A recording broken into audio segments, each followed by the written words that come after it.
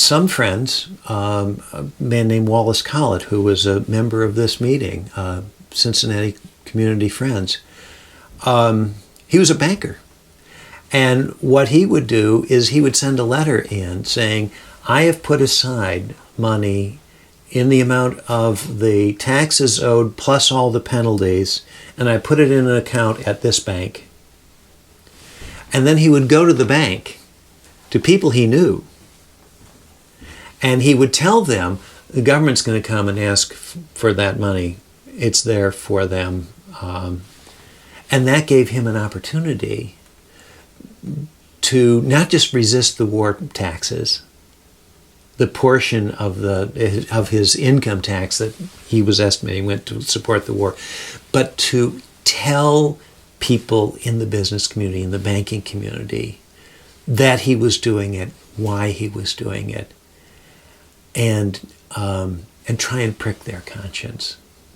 Try and get them to realize that when you pay taxes to support the war, you earn a share of the guilt.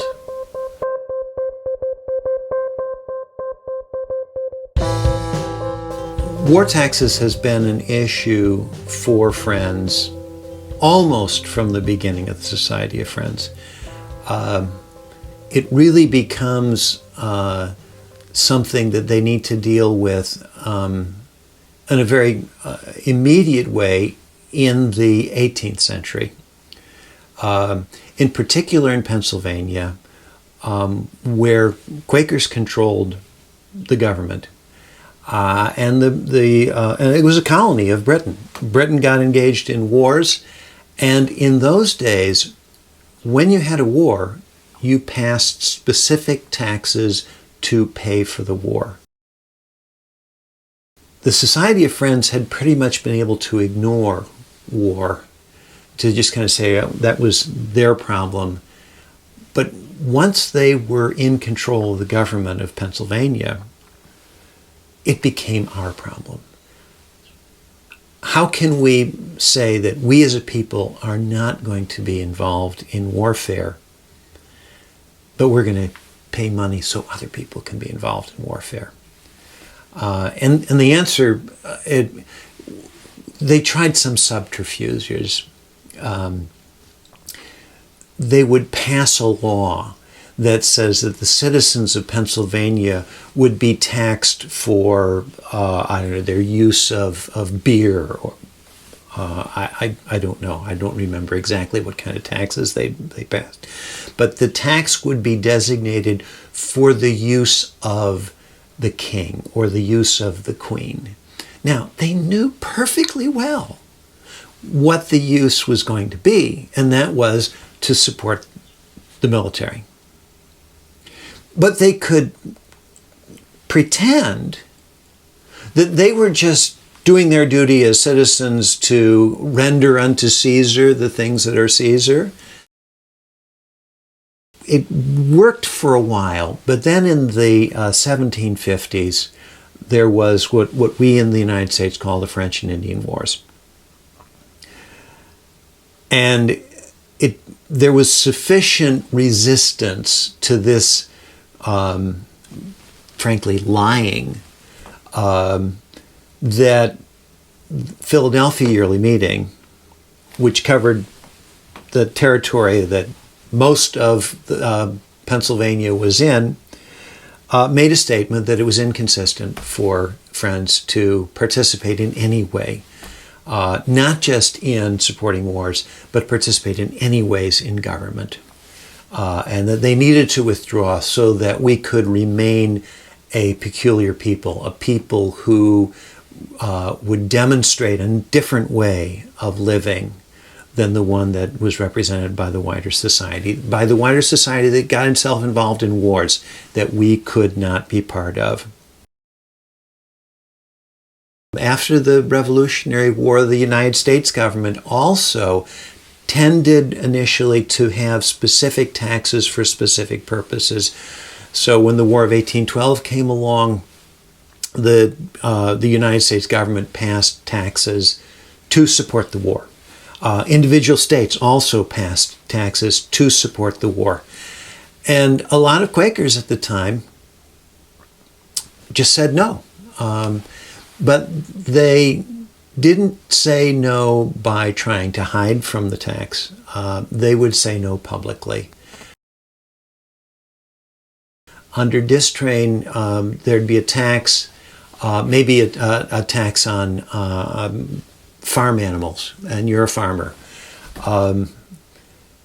You would know that you were supposed to pay $1 a head for cows. I'm making this up, obviously. You had 10 cows. You owe $10. You don't pay it. And you don't pay it publicly. You know that the local sheriff is going to come to your farm and demand the money. And if you refuse, which, if you're faithful to Quaker testimony, you do refuse, the sheriff has the right under the law to distrain, to seize goods that, in the sheriff's opinion, are worth that $10. So they would look around your house. They'd say, well, that table over there, that looks like it's worth about $10. I'm taking the table. He carts it off, brings it into town, and sells it.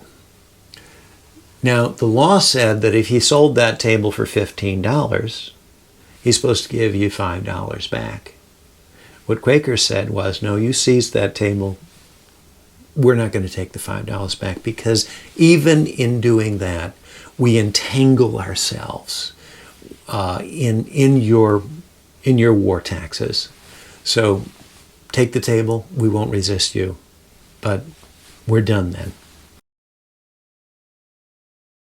As we move forward in time, as we move into the 20th century, taxes become less distinct. The taxes are raised for general revenue and then apportioned out to cover a multitude of causes. And so it wasn't easy to identify specific taxes and say, that's a war tax, I'm not going to pay that. This really makes things much more difficult. The practice of distraint also was one that was largely abandoned in that manner. And of course, many Quakers today don't resist war taxes, or we do it in some minor ways, but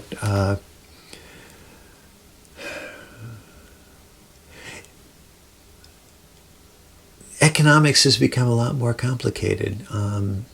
I think if the government were to pass individual taxes, we'd find it a lot easier. But we deal in a real world that intentionally makes things complicated. So we compromise. And in exchange, we need to bear our share of the guilt.